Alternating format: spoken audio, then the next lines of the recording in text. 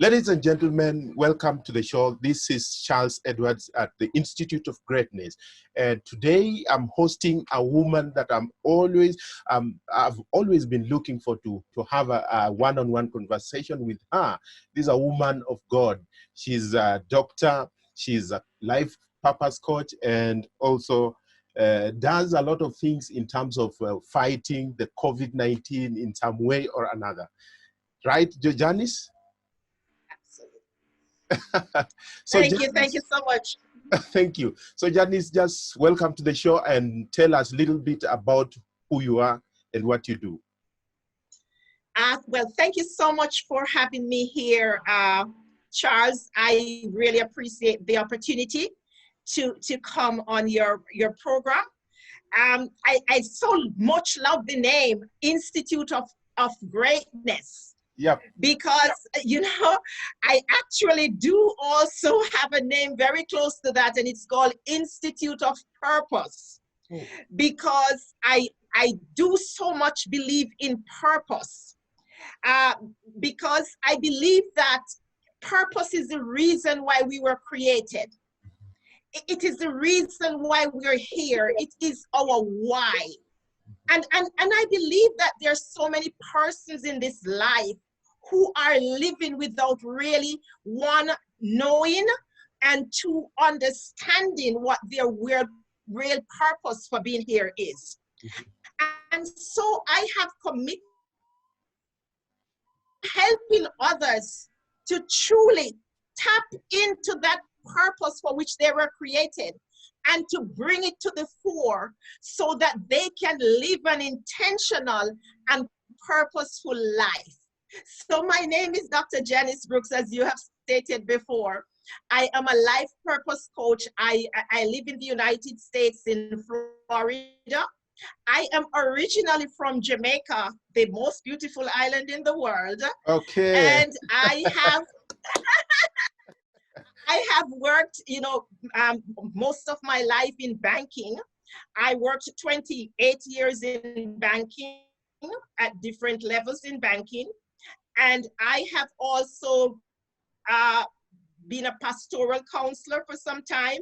I teach in churches, both locally and overseas. So basically, that's what I have done for all of these years. And so, as I said before, now I seek to pour back into others what I have actually received for myself. Oh, thank you so much, Janice. That is so wonderful, so wonderful. I see you are a woman who does a lot of things, a woman of many things. And I think I'm happy for that, and really appreciate you for what you're doing. And maybe if I just ask you, what inspires you to be a life coach, a life purpose coach? What is the inspiration behind that? You know, my inspiration behind becoming a life purpose coach was drawn from my own life.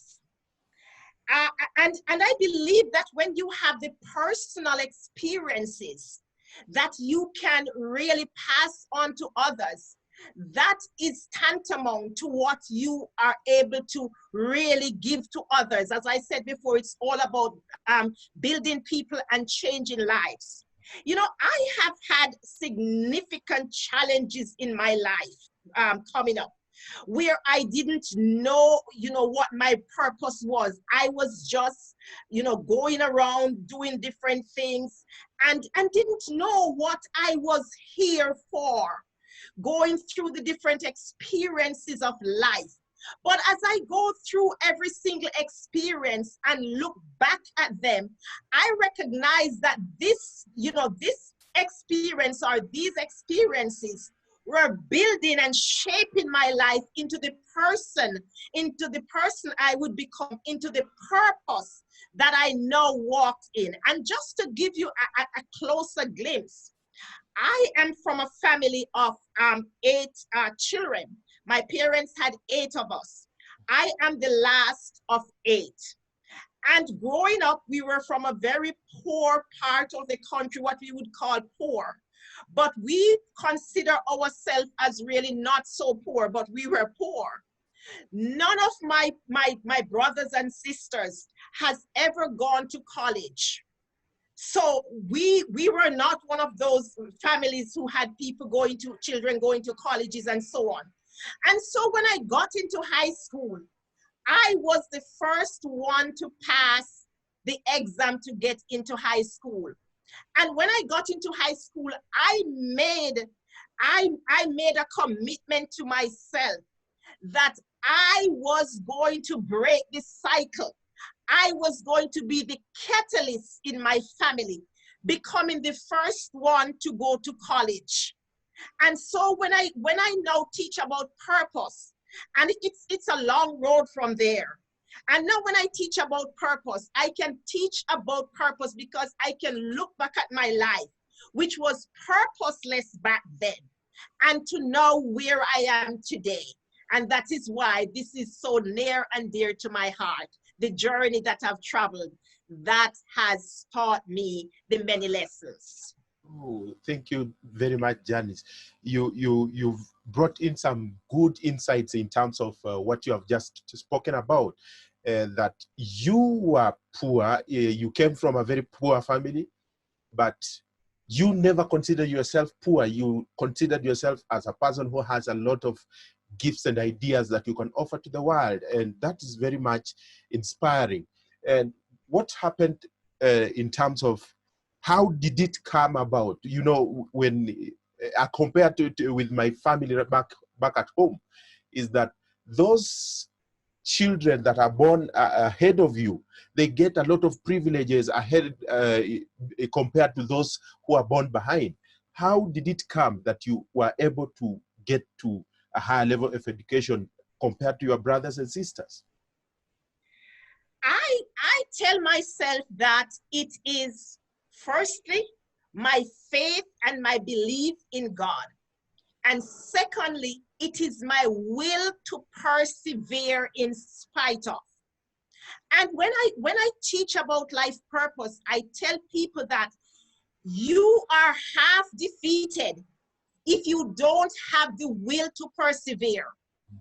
One, if you don't believe you can do it, and two, if you don't have the will to persevere.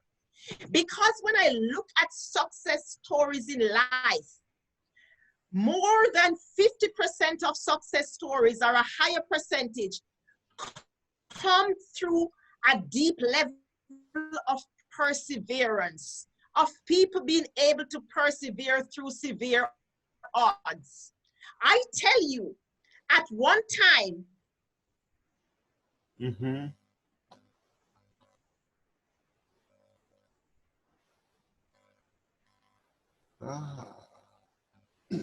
cycle. Yes. I have to push harder to break the cycle. Janice, I just lost you at some point. Can you just start from, you said one time something happened. Can you just start from there? Yes. At one time, I became homeless along the journey. And this was something else that pivoted me to push harder. I tell you, I remember when I tried to get into college, I applied to college 4 times and I was turned down. They refused me because they told me that I did not possess the required qualifications necessary to get into college. But I didn't hold on to that. I didn't believe that. I decided that there has to be another way. I must get into college and I must break the cycle. And so I did. I went through another avenue, spent some time studying at what you would normally call a community college. And then I was able to get into the real university.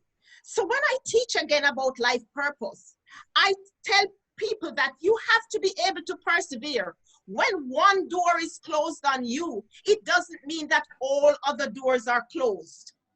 There is always a way out. There is always a way that you can make it out of the circumstance that you're in. Thank you very much. You know, you brought in another good lesson. We say that most of the time we have so many doors opened for us, but many a time we fix our eyes to that very door that has been closed for us, and forgetting the one that has always lying open for us, for for us to exercise our greatness and achieve what we want out of our lives. So, Janice, I think is like you've handled a lot out of your life, from the experiences that you have experienced since you were born to this moment you are right now. And I believe that these are some of the experiences most of the people are also undergoing through. And many a times we are not able to live our life purpose basing on how we value ourselves, looking back and sticking on the past, and not letting the past go and start living our future. If a kid was to walk up to you today and in a best language that a kid can understand, what would you say to this child that this is what you need to do in order to live your life purpose? Thank you so much. That's such a great question. Because the first thing I would do is to affirm that kid. One of the things that are missing in this life is affirmation. Because we are not told. I don't know about you, but growing up, I was not told who I am and what I can become. So the first thing I would tell that child is that you are created for greatness. You are born to strive. You can become more. You are destined for greatness. And probably that kid would wonder how. Then I would start to tell them the road that they can and should travel to get there. I would tell them that obstacles will come along the way, but it's okay because it's a natural part of life and it's a natural part of process, a purpose that you will meet upon obstacles. But once you are aware of who you are greatness. You are more than. You were born to prosper. And when you affirm them and tell them all of these things, then they can take these things inside of their being. And once you can get something inside of a person, like it's planting a seed inside of them from an early age, then they will grow up believing that. You see, sometimes we try to plant seeds in persons at an old age, but because of the many things that are in there, the seed get lost. But when you make sure, and I'm happy that you spoke about a child, because when you start from that age, that those tender years, and plant that seed and keep affirming them of who they are and what they can become, then you have it. Mm-hmm. You have it. Thank you so much, Janice. I think you brought it in a better way. You know, we live in a world where we, based on our experiences and based on our environment, I always say that we live in an environment that is confined only to us, and that is the environment of our mind. Once those things that we were told and those things that we saw in life come to limit our lives in terms of how we see them. And if we are able to do such kind of a thing and let these children understand that their lives have value and their lives has meaning based upon being raised in a very limiting world, they can live their dreams and they can live their life purpose. And now, let me ask you, what would you say is your number one key to success, to thriving to this level based upon the environment that you are born in? What is the key ingredient to success or to leading you to this position you are today? Well, you know, success for me, and what I teach also, is that success is a moving target. And in your life, you should consider success not as a destination, but as a journey or as a path that you are on. because you're going to continue until you leave this world. But there are some things that you're going to need to do in order to achieve success at every level on that journey. One, you are going to learn to be self-aware. You need to be aware, one, of who you are, and two, of where you are. The reason why I break them out like that is, first, when you know who you are, then you can make the first step. Then when you know where you are, because you see, some persons don't acknowledge where they are. And because they fail to acknowledge where they are, they fail to garner the things that they really need to take along the journey with them. So when I recognize that I am actually starting the journey, or I have started the journey, but I am failing somewhere along the way. So once I recognize where I am, then I'm able to, one, to get help, and two, to cry out and to try again, and to persevere, and to start over, and to do the things that I need to do. So I say one key is really to be self-aware, And that is what kept me going. That is part of what kept my success going, because all along the journey, I recognize who I am.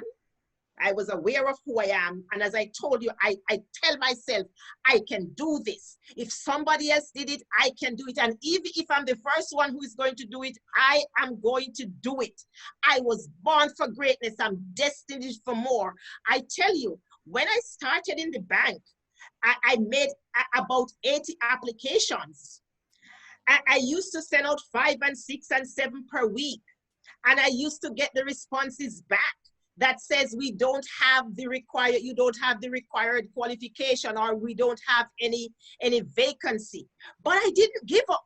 I kept sending them out, and over time I sent out over 80 applications to every bank I could know across the country, because I tell myself I wanted to be a banker, and that I was going to be. Nothing was going to prevent me from doing that. And so finally, I got a call from one of the banks, and the lady said that, we don't have the secretary job that you applied for, but we have a job as a front desk clerk. Will you take it? And I said, yes. Because you see, not because you don't get what you want, doesn't mean that you're not going to start somewhere and head along the journey. And long and short of the story to success is that roughly 20 years later, I was an assistant vice president for the bank. So starting from a front desk clerk, making 80 applications to get in there, 20 years later, I was an assistant vice president. When I left the bank in 2015, 5 years ago, I was an assistant vice president. So I'm saying this to say that you can achieve whatever you want in life. You can get to whatever level of success you desire. You just have to be aware of who you are, who you're created to be, what's your purpose here, and where you are and where you're going. Oh, thank you very much, my dear Janice. This is wonderful. And you've spoken so much. You've spoken so much, and you've spoken about persistence. I believe that persistence is the greatest virtue of life, apart from any other virtue. If you don't have persistence and persisting on what you have, you need to persist on what you want, because if you give it some kind of back steps, you may fall for anything that never was part of your goals and dreams. And therefore, that's good. That's good. And I realize that it is very important for us to believe in our dreams and believe in what we want and go for it. From your story, and that's what I get. And you've also mentioned some little failures in your life, because I wanted to ask you, what do you think is your biggest failure in your life? And if there is, what lesson did you learn from your failure? You know, when I'm asked that question, I say, to persons, that's really a hard question. And the reason why it's a hard question is because I have had so many failures in life. And it's really the failures that build me to where I am today. I really want to talk with that person who have not had failures, and many of them, because it's the failures that propel you. You know, when I look back at the many failures, it's hard for me to say the biggest one. But I remember when I left high school, and I told myself that I was going to break the cycle of my family being the first one to go to college. But just a few months after I left high school, I became a teenage mother. I became a teenage mother. And that could have ended my whole life. That could have ended my whole life. I felt like I failed everyone who was depending on me to run with the baton, to change, you know, the cycle of my family, to do what has never been done before. And I could have succumbed. And yes, for a minute, for a moment, I succumbed.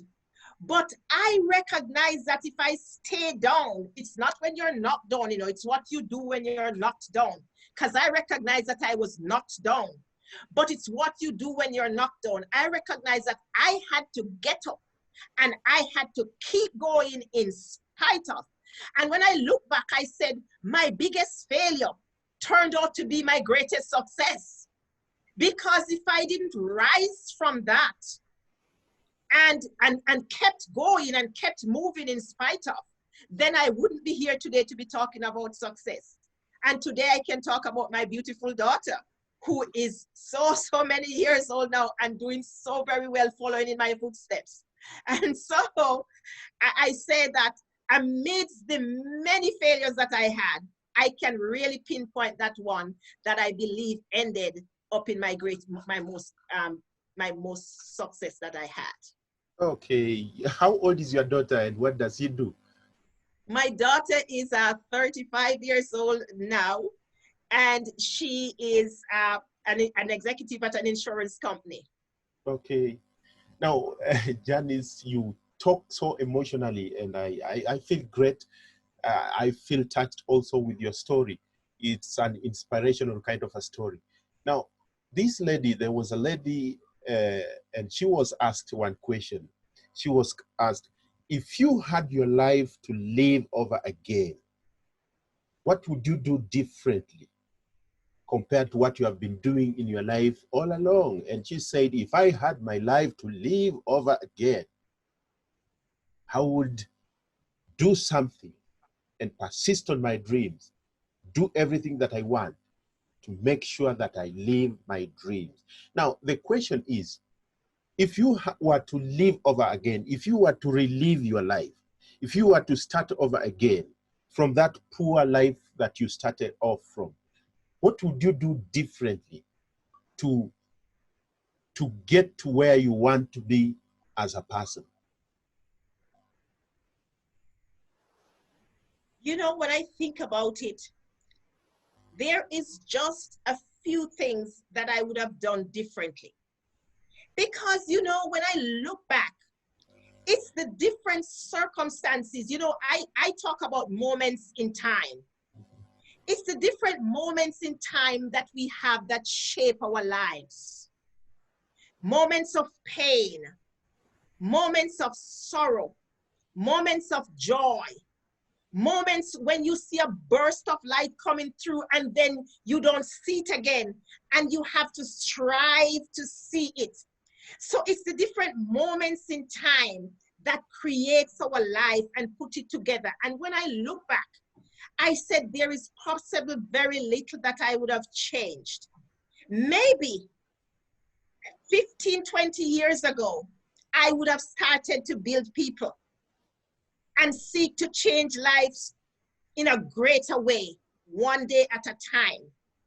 Because today, instead of having hundreds of persons who have changed their life, I would now have thousands and maybe millions of persons who I have helped to change their life. So the only regret I have is I should have started earlier to really pour back into people and to seek to change lives. But when I look at the things that have occurred along the way, these are the things that made me. These are my moments in time. These are the things that made me strong. These are the things that made me resilient. These are the things that make me purposeful and intentional. These are the things that carried me to where I am. So I would change very little of them. I would only start earlier to pour back into others. That's great. Okay. So, Janice, let me ask you this. What question keeps ringing in your mind every day? As you live your life, as you change people's life, what rings in your mind every day? You know, Charles, when I wake up every morning, one of the first things that comes into my mind is, what can I do today to change someone's life? What can I do today to make someone better? Even if it's just posting a simple quote on an Instagram site or on a Facebook site or something that someone will read and get something from it. The one question that stays in my mind every day: what can I do today to make someone's life better? Because that is all I live for to know, is to make someone's life better, is to do something every single day that will help to change someone's life in a positive way. That's it. It's not to gain riches. It's not to gain wealth. It's not any of those. It's just, what can I do? What more can I do to help to change someone's life? Okay, good. Now, I think that's a point. They say that if your life cannot serve other people or help other people achieve what they want in life, then you're better off not leave this planet, because you are not living your purpose. They say that your life is a gift from God, and the way you live it is a gift back to God. And that's very important, basing on how you brought it out. Now, what is your life vision in 5 years to come? My life vision in 5 years is that I will be at a place where, and it's simply the same thing, where I will be helping more people, instead of hundreds, thousands of people, to grow, to unearth their purpose, to realize their dreams, to become more. That's my life vision.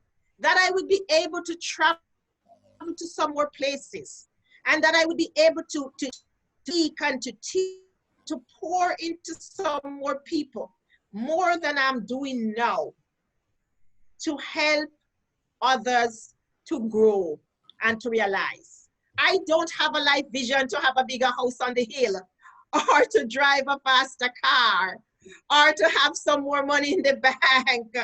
I mean, you know, when I think about, Charles, when I think about just this period that we're in here now, the COVID-19 period, I realize that the largest house you have on the hill, the fastest car you have, maybe even the millions of dollars you may have in the bank, stand very little compared to everything else. Someone died right there and you couldn't hold their hand, you couldn't touch them. You couldn't say your last goodbye to them. So more than ever, we realize that the things that life gives us and we possess, I'm not saying they are nothing, they are fruitful to life, because we need them in order to survive and to live. But what is more important is to make sure that our life is lived to help others. We rise by lifting others. We rise by lifting others. And that is my life vision, that I will continue to lift others. And as I lift them, I will continue to rise. Thank you so much. Thank you so much. Now, Janice, if today was your last day and you've done everything that you wanted to do, you've recorded all the videos that you do each and every day. I watch your videos each and every time. You've inspired millions of people that possibly you would reach. You've raised your kid. Everything you've done, you've brought your family to the level you wanted to bring it to. And now today is your last day and you are on your deathbed. And you have three good lessons, three truths, three good lessons that you've learned out of this thing called life. What three lessons will you give to those people that you are leaving behind, including your children? That is really a very good question. You know, you talked about videos. Maybe I would make my last video and I would tell people, including my family, my children, and the world, that life is a gift that was given to you. And it is a gift not to put down on a shelf and look at it. It's a gift that you must use every single second of every single day. And how you use that gift is the most important thing in life. I would tell them that purpose is powerful and it is the reason for which they were created. I would tell them that it is almost like security for those who find it. And it is like an anchor for those who choose to live in it. I would tell them, know what your purpose is and live it to the very last day. And finally, I would tell them, reach out a hand. Seek to change somebody else's life when yours is changed. And continue to do that every single day. Leave a legacy of faith and hope with someone. Let your name be a name that when you leave this earth for hundreds of years to come, someone will remember that you were a person who truly lived. That would be my last few words. Oh God, this is great. Now, it's really good. And just leaving a legacy, I think that was the main point. That you don't want to live out of this world and people forget you the first very day that you live. They don't remember or recognize that somebody lived called so and so. It's very important for you to just make a contribution to the lives of people, make a contribution to the world, because if you don't, then when you go, the whole world will be deprived of its genius. And if you go, no one can do it. So it's very important that we come to that consciousness that our purpose is a unique purpose that we can only ourselves can offer it to the world, and nobody else. And what is your personal definition of the word greatness or success? My personal definition of greatness is living every single day the person that you were created to be. You become great when you start living your purpose, when you start following your dreams, when you start focus, when you start helping someone. So my personal definition is simply living the life that you were created to live, living that life of purpose. You know, one thing I say, Charles, is that when you start to focus on the other person or on the competition, you lose your own purpose. But when you start focusing on the person that you were created to be, then you have the world in your hands. And so my definition of greatness is living every single day the person you were created to be. And in order to do that, you have to know what your purpose is. And then you can live the life that you were created to be and be great. Okay. Now, Janice, can you talk about the current situation that we are experiencing right now? Are you getting me? Hello? You know, Charles, Yeah, just talk about a little bit about the situation that we are right in right now. Charles, I believe that this is really a defining time and a defining moment in our lives. Every single day I get up over the last probably 4 weeks, maybe 3 weeks, and every time I talk with a person who I share with, I tell them that I am coming through this period better than I went in, better than in every single way. And sometimes some person would ask me, what do you mean? And I would explain to them that I'm coming out with so many lessons because there is a greater focus on every single thing. I don't miss a word to milk it and see and try to extract the oil that is in that word. If you say something to me, Charles, I'm going to go back and think about what you say. And I'm going to extract the oil that is in that sentence or statement. And I'm going to take away something from it. When we were in our other lives and we were so busy going on, we had no time to focus on certain things. So we were just up and about and running about, and then, so many things passed us by. But I believe that God allowed. I'm not saying God did not do this. I believe he allowed it to take place so that some of us could come into a place where we get to a place where we are more focused, focus one on ourselves, on him, focus on him first, focus on ourselves, focus on our families. Charles, I am a counselor. And there are so many families that have been broken. Husbands go out, wives go out, children go out every single day, and they meet once, passing each other probably in the living room, going into the bedroom, and every day is the same thing. They're gone to work, gone to school, they meet once. But God has allowed them to be locked in one space for 2-3 weeks. Schools closed, works closed, allowed them to come into one place so they can define what a family really is. So they can talk. So they can communicate in different ways, eat together, love together. But on the other hand, there are many who have gone through adversities because of even the coming together. Because there have been numerous, men and women and children who have gone through severe abuse because of them being in one space together.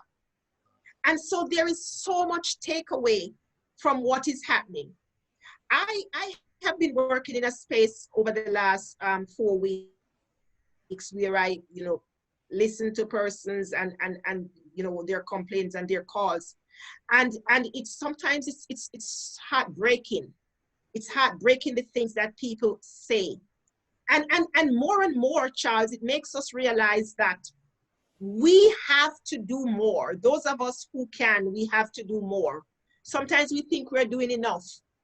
I watch you sometimes, and I watch you so often. You think you're watching me. I am actually watching how much you're motivating and inspiring others to be better, to walk into their greatness. And I so commend you for that. Because people are at home, and it's a good time for them to see these things, that you don't have to stay in the place where you are. You can be better. You were created for more. You can live. And so this COVID period, whether it lasts for 2 months or 3 months or whatever it lasts for, I think it's a significant period where people's lives are changed in different ways. And when we come out from this, I believe we should come out better in every single way. In every single way, we should come out better. Yeah, I think it's very important. And today I was reading something. It was just somebody's post, and she said that the things that you go out through in life, these are things that are going to sharpen you and become a better person. And it was like kind of trying to preach to me, particularly about what is going right now. And that is exactly what you're saying. Once we come out of this, maybe, who knows, we will become better than we found ourselves in. And I believe in that also. I believe in that it will inspire something. It will make something grow, something that has never been seen in our lives. That belief system, that awareness that we need to live something on this planet, like you said here, we are going to be stronger. We are going to be stronger. And now, what would you say as a woman of God, and you teach people in the church? What would you talk about just briefly? Just talk about briefly in a way that you can talk about.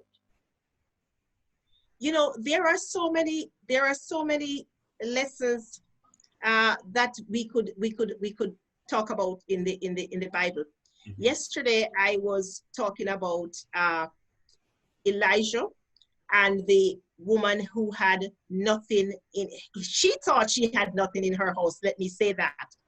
Because when the man of God was sent to the home of the woman, and Elijah said to him, "What do you have in your house?" And she said, first of all, she said, "I have nothing. All I have." So sometimes she said, "All I have is a little oil and a little flour in my bucket. And I am thinking about going inside and baking it for my son. And after this, we are going to eat it and we're going to die because we have nothing else." And that is such a profound lesson in this time, because sometimes we declare on ourselves doom. Because I am happy that the man of God was sent to that woman, because the first thing that came out of her mouth, she was declaring doom on herself. She said, "I have nothing. All I have is this." And she went on to say, when we finish eating this, we are going to die because we have nothing else.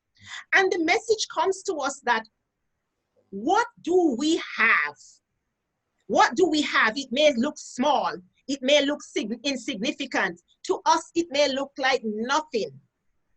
But we can use it, and it can expand into greatness. Elijah said to her, "Okay, go ahead, first bake me a cake." And when Elijah asked her to bake him the cake, and she obeyed, and so it comes to the second point of obedience. We have to be obedient in everything we do. She came to the point of obedience. She obeyed the prophet. And then we all know the story well, how she got buckets and buckets and buckets and buckets filled. Only by one, recognizing that she had something that she could use, and two, being obedient. You know, I listened to one of my mentors who I follow on LinkedIn, and he was talking about sources of income. And in this time, there are many persons who they would probably say, "Well, I don't have anything. I'm broke. I don't have money. I'm waiting on the government to send me their check." What do you have in your own house? Can you sew a mask? Can you teach somebody how to do something? Can you play the piano? Can you organize a group that you can teach people how to do? What is it? Something. You might think it is insignificant and it is little, as the woman did. She said, "I have nothing." But you have something. God gave us, we all came here with different talents and abilities to function. And those talents and abilities lie dormant inside of us because we don't stir them up, we don't unearth them. And so the lesson, my biblical lesson is, we all have something in our house, little as it may be, that we can use and allow it to expand, just as that woman did. So look around, think about it, do a self check, do some kind of introspection, and see there is something that you have that you can use in this time. Mhm. Look around and find within. Yeah, Yes. you know, yeah. A few days ago, someone told me I have a personal coach, and he asked me that I want you to look around and think about your life, and then write 10 things that you are appreciative for. 10 things that you have that value of gratitude for in your life. You know, it was like a big test in my life, just finding these 10 things that I can say that this, I am appreciative of these things in my life. I wrote 3 and then I got stuck. And that is what happens with us. We don't see what we have until we have that kind of connection within ourselves and talking to ourselves in a better way, where we get insightful answers from ourselves, those genuine answers. That's when we will find these things. And we want to tell people that find those things, because these are your sources of greatness, nothing else you are looking for. Those are the sources of greatness that you're looking out of your life. Is it right, Janice? I love it. Those are the real sources of greatness. When you start that introspection and see the things that you have there that lies dormant, those are the sources of greatness. Mm-hmm. Now, I love it. Janice, thank you so much. Where can people get you? How can people connect with you right now? So the connection lines I have right now, I am on all main or most, let me say most uh, social platforms on and my name is Dr. Janice Brooks. So once you put that name in on Instagram, on Facebook, on LinkedIn, you will find me. Also, I take mails at a central mailbox. It's called drjanicebrooks@gmail.com. And I also have my website where I ask persons to just subscribe to my blogs and tell me what you think about my blogs. Communicate with me. Let's grow and share together. And it's drjanicebrooks.com. Let's grow together. I also started a YouTube channel lately, and it's also Dr. Janice Brooks. So where I'm seeking to share the little videos and the little clips that I do from time to time. And let's grow together, because life is about growth. Life is about going the journey with someone else. You know, Charles, one is too little of a number to achieve greatness. Yeah. One is too little of a number to achieve greatness. So we all need to connect with each other. Thank you. Okay, thank you so much. I've also learned that you have a YouTube channel, which I never knew, and you're kind of so private. Why don't you connect with me? I wanted to. As a matter of fact, as a matter of fact, when I watch how well you do your YouTube videos, I said to myself, you know, I'm going to ask Charles about this YouTube thing, because I am just starting YouTube just the other day, because I wanted to share my videos on a wider scale. You know, when I do them, they're all in the Instagram and they're all on the Facebook, but I wanted to pour them out on a wider scale. So I said, you know, let me try this YouTube. But I think you are the professional at YouTube. Yeah, but I also wanted to see what you do on YouTube, but I never knew how can I get you and all that. But right now I know I'm going to see you and also subscribe to your channel. Thank you. Okay, so right now I think that is the end of the show, and we praise you so much. We thank you so much for what you've done and what you've shared. It has been an open thing for just opening your heart and sharing with us what you have for yourself and those things that have propelled you in your life.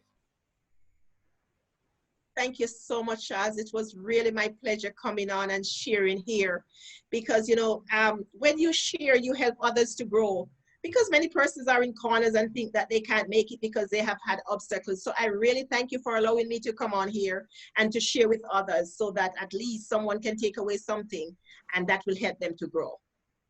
Woohoo! That's the end of the day.